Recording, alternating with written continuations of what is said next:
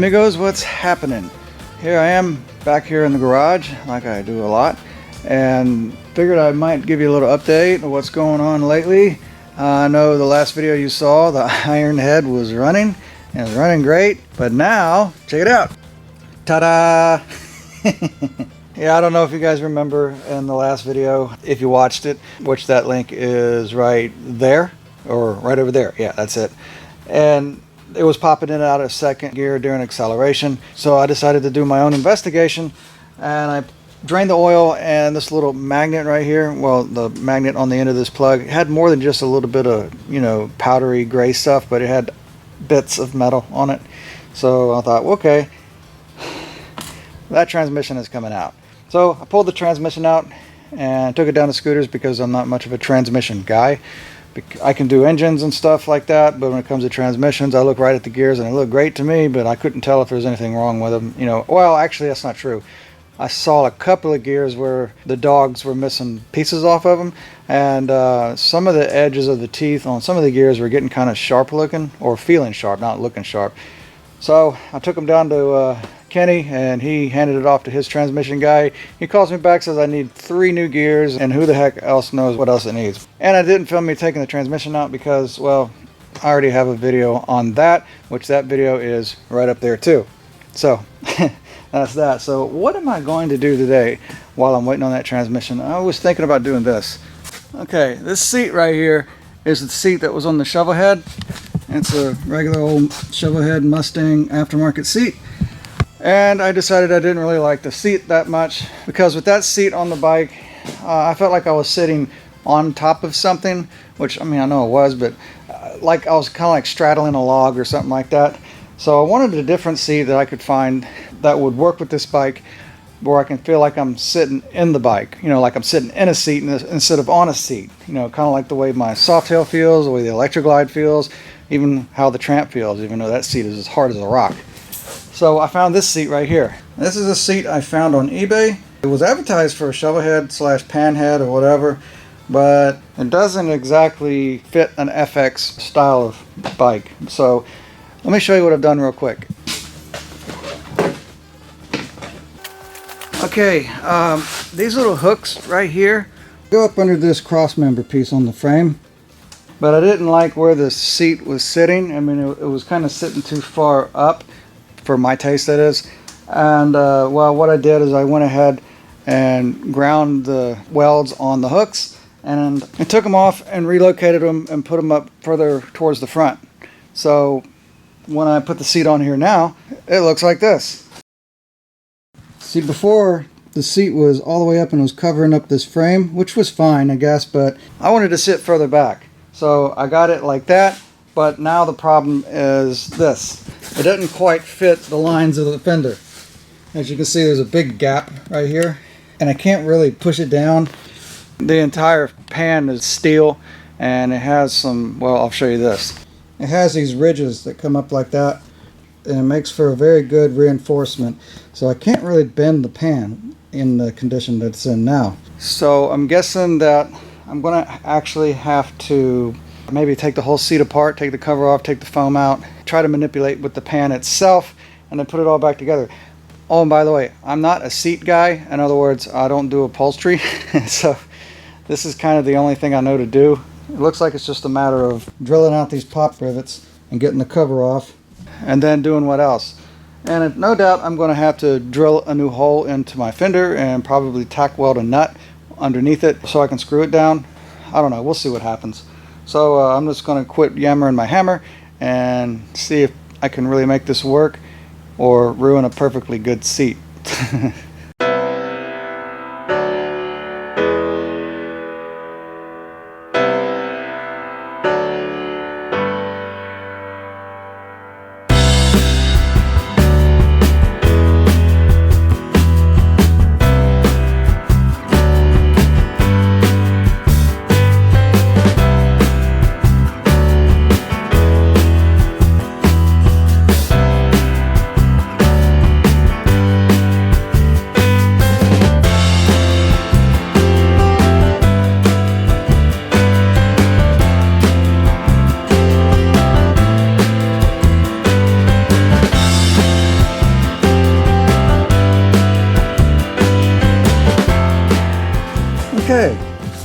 It's almost uniform with the lines of this motorcycle, but until it gets to right there.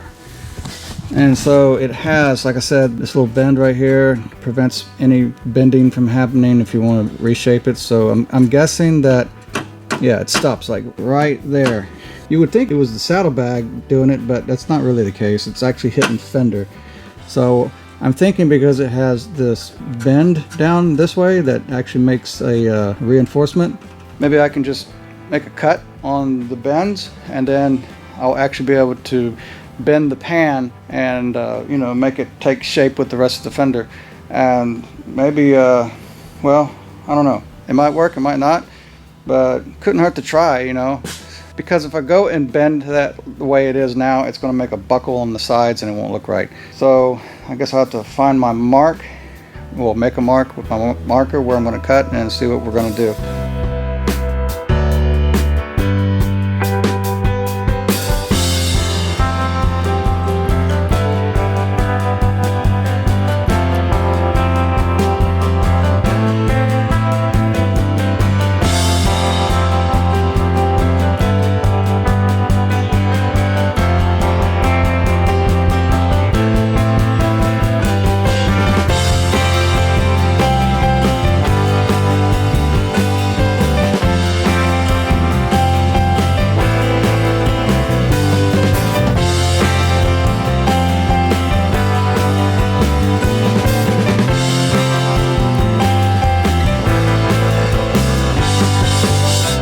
Well, it turns out I didn't destroy it.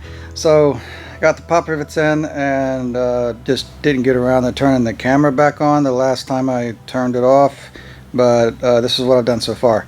I got the back wheel off of it, and oh yeah, I just see how this thing just takes shape real good now.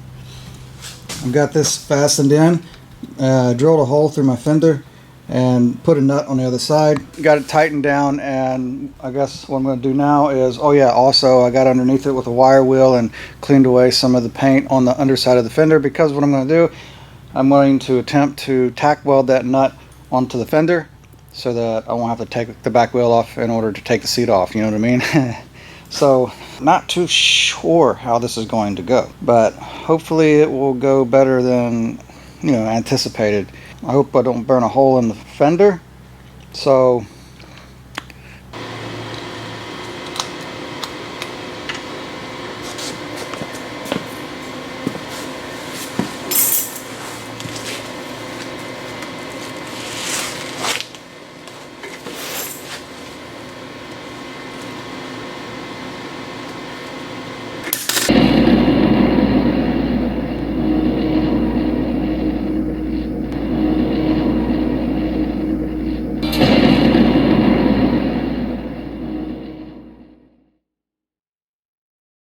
well, that was an ordeal after several attempts of trying to get this thing in that tight spot right there in order to see what I'm doing and welding on in such a... Anyway, I thought I got it the first 3 times, only just to unscrew the screw afterwards, and a nut falls right back out because my aim was terrible. And anyway, so I just went ahead and just took a look, got the nozzle where I needed it to point, and just shot blindly, and just, you know, and sparks flew, and it was the go around that burnt the snot out of my leg that got the nut stuck on the fender. But because I have BBs going through my pants and stuff like that, obviously I don't have the right clothing on for doing this. But check it out, and there it is right there, that nut right there. I got some primer on the fender where I had to clean off the you know, the protective coating. But anyway, I sprayed some primer on the fender, but the nut's in place. So now to get this motorcycle back together, and now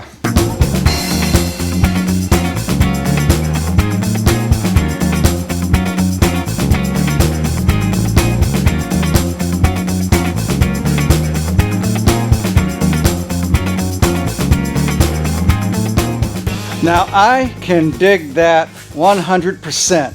I mean, that right there, for the lack of better words, looks like a biker's motorcycle. Now, I know that's just a term left open to interpretation as far as what the definition is, but that looks like a motorcycle that somebody rides, not something that just stays in the garage periodically. This looks like an everyday rider those bags with that seat, I mean, I can dig it. What do you guys think, huh? I know this is probably nothing compared to some of you guys' taste, but then again, if you're a subscriber, that's probably why you're at this channel. So that's pretty cool. So I wonder, how it feels on the bike going down the road.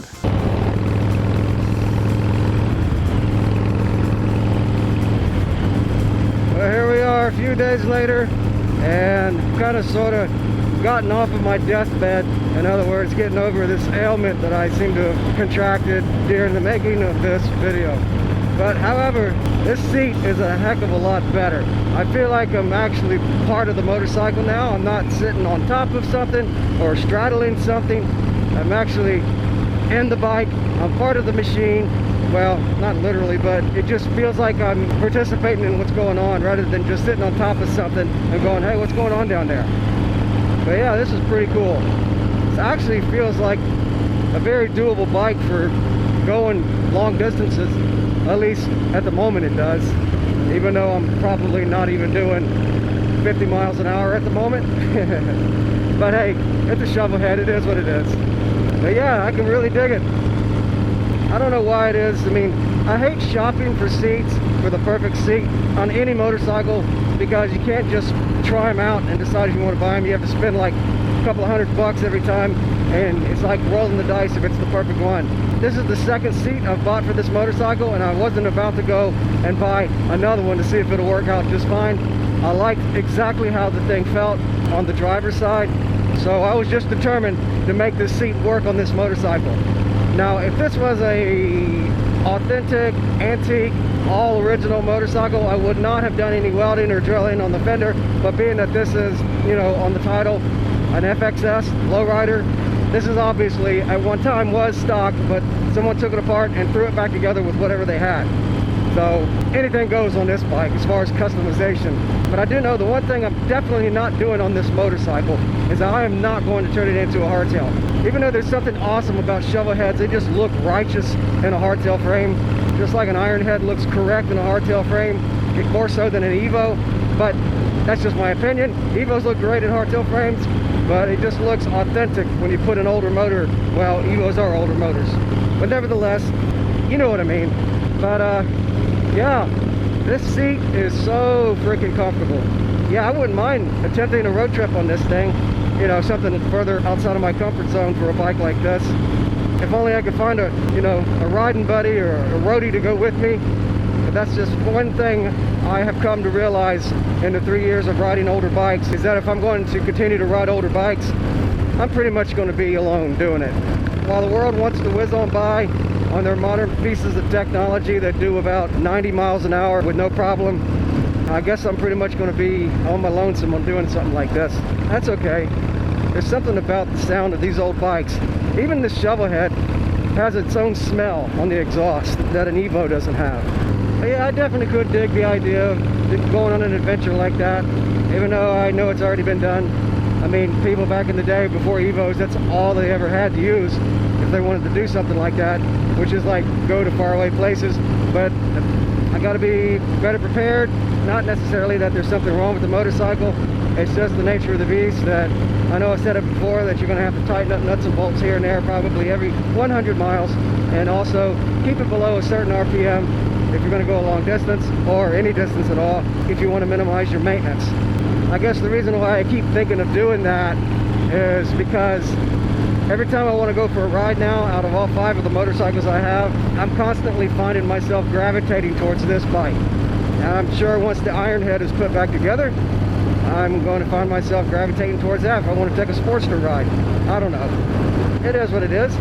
But you just can't beat the sound of this thing, the feel of this thing. Actually, that depends on what your perspective is on, you know, beating something. Oh, I just saw lightning up there. Better go home.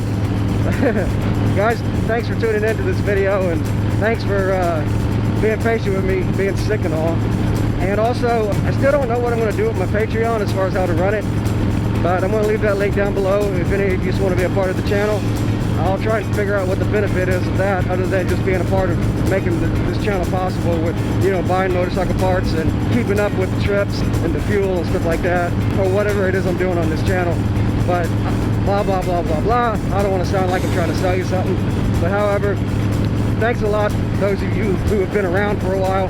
And if this is your first video of mine, of watching, and you're not a subscriber yet, feel free to hit that subscribe button and hit that notification bell for more videos coming up.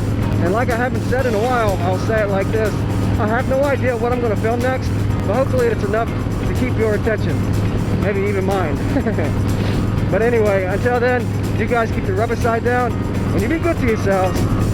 Thanks a lot.